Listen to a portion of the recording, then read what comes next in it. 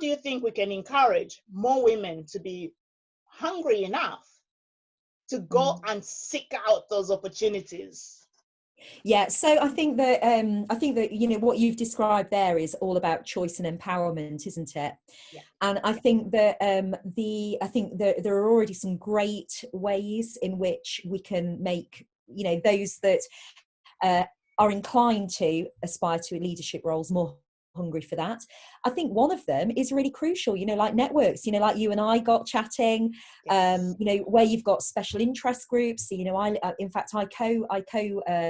facilitate a network called Rugby Scrum with Okay. a great male colleague called Rob Cooper, who I work with, and that's great, you know, and there's no issue there. You know, we have lots of people included, but I think in terms of that hunger for aspiring to higher leadership positions, I think that it's networks like that that are at the heart of that, because I think the more voices you are hearing around you saying, oh yeah, I never thought I could do that. You know, like me with Agile, I'd never heard of Agile. I'd never heard of Scrum till 2 years ago. So had it not been for those voices in the networks saying, oh, that's an interesting take on that. And that is I think that is particularly powerful where you get people that step up, and very often it's not paid, is it? It's people that see some potential in you. They step up and they, you know, are mentoring. You know, it might be a paid coach. You know, I mean, obviously, I'm a huge fan of coaching, but I think that the thing that is going to make people hungry is feeling listened to and feeling connected, whether it's through networks, whether it's through coaching.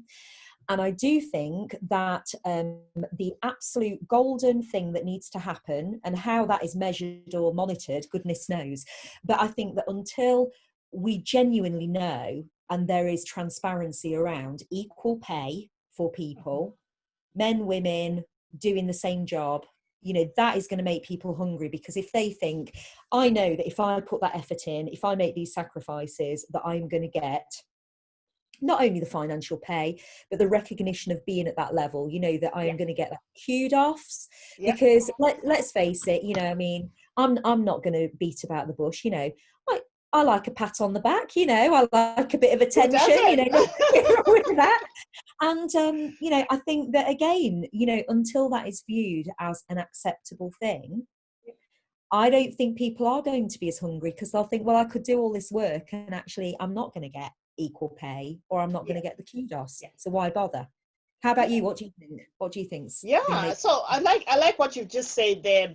You know, equal pay, recognition, all those are very, very important things. And I think adding on to those things, really, it's about looking at yourself and self-reflecting in terms of, how can I get myself to the next level? And what is that next level?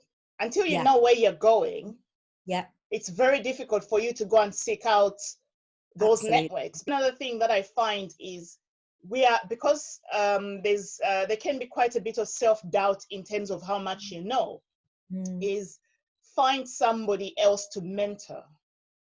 Yeah, that's going downwards, because the more you teach downwards, the more you reaffirm to yourself in terms of what you know. And it helps you build your confidence. Oh, what a great idea. Yeah, I'd never thought of it like that, but that's so true. That is so true. That is so powerful. And also, just to say, so, well, I don't want to be overly controversial, Amina, because I know it's not a very feminine trait, but I just want to... I like that. I like controversy. You know, I don't mean that. You know, it's not even controversy. It's actually saying what you need to say. Somebody told me it's about being assertive, and it's okay. To be how you want to be. Exactly. And I was just going to say that, you know, where you were saying about the thing around the 5 people who you hang around with. Okay. I think there's 2 aspects to that as well. And I've learned this from my own experience, my own kind of career progression and reaching goals. The first being that there may be times in your life that you feel so lonely, you don't even feel you have 5 people in your life, that you feel on your own, you know, you feel on your own in your mission.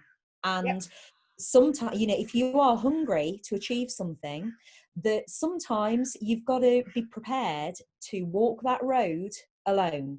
Now, the other side of this is that, say, for example, you've got your 5 people, or you've even got that one person that actually isn't laughing in your face at your idea. It's like, yes, I believe in you. I will stand by you forever. You're amazing. To have the resilience and the skill set that if that person betrays you, walks away, fails you, abandons you, and that support is not there anymore, but you still have that fire inside you to say, okay, that's fine, goodbye, I am going to do this without you. It's that internal validation, isn't it? It's not the external validation. And that internal validation, it just cycles back to what you were talking about earlier, you know, in terms of self-esteem and, you know, respecting yourself, you know, respecting your own ability. You know, and I know sometimes some people do need, for whatever reason, they need somebody to kind of show them the light for that, whether, you know, that's a loved one, a coach, a mentor, whoever. But I think the golden rule with that is to build up that ability to own that, you know, and run with it and keep that, whatever is going on circumstance-wise in life. I think that's so important. Yeah. Well, Susanna, it's been lovely chatting with you. And keep chatting. Let's keep educating each other, and let's keep supporting each other. Fabulous.